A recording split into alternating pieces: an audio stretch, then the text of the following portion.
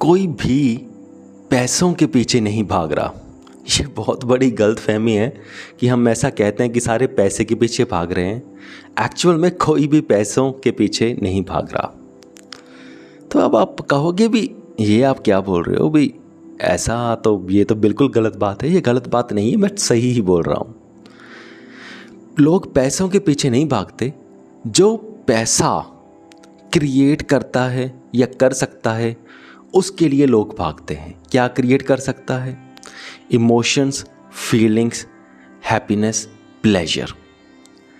पैसे के पीछे कोई भी नहीं है। पैसे से जो उनको लोगों को लगता है कि जो उनको हासिल हो सकता है वो है good emotions, good feelings, good pleasure. इसलिए लोग भागते हैं। पर हैरानी वाली बात ये देखो कि लोग इन चीज़ों के लिए भागते हैं, पीस के लिए, इमोशंस के लिए, फीलिंग्स के लिए। पर जब पैसा आता है तो वो पैसे का इस्तेमाल कुछ इस कदर से करते हैं कि ना ही उनको गुड इमोशंस आते हैं, ना ही गुड प्लेजर्स आता है, ना ही गुड फीलिंग्स आता है, ना ही पीस ऑफ माइंड आता है। ये आने की बजाय जो भी पीस ऑफ माइंड था, जो अच्छी फीलिंग्स थी, वो भी खो जाती हैं। और एंड पे रह क्या जाता है? Stress, anxiety, depression. ये होता है।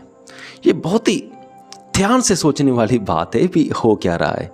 हम भाग किस चीज़ के लिए रहे हैं, पैसा हमें किस चीज़ के लिए चाहिए, और हम उस पैसे से एक्चुअल में घर में लेकर क्या आ रहे हैं। क्या ये सत्य नहीं है? आप अमीर लोगों के बारे में पढ़िए। आजकल तो बुक्स बहुत आ गई हैं, सोशल मीडिया का ज़माना है।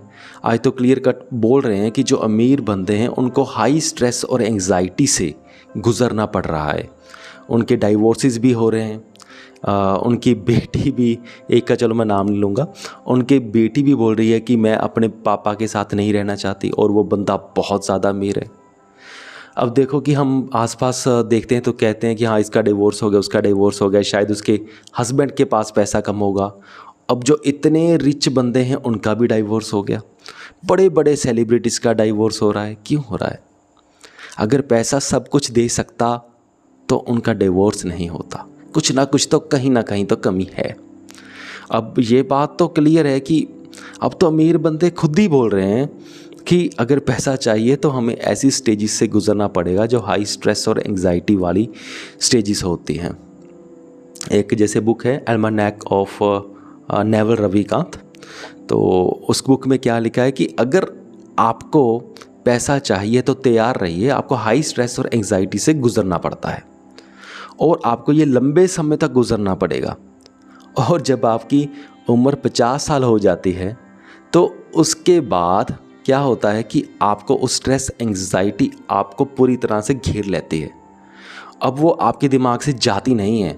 करोड़ों में आपके पास पैसे होंगे, लेकिन स्ट्रेस, एंग्जाइटी आपको परेशान कर रही होगी, और आपको पता भी नहीं चलेगा कि अब मैं इसका क्या करूं, ये क्यों आ रही है। आपको ये तक नहीं पता चलेगा कि ये स्ट्रेस, एंग्जाइटी क्यों आ रही है, क्योंकि वो स्ट्रेस, एंग्जाइटी आपके दिमाग में रच जाती है तब तक।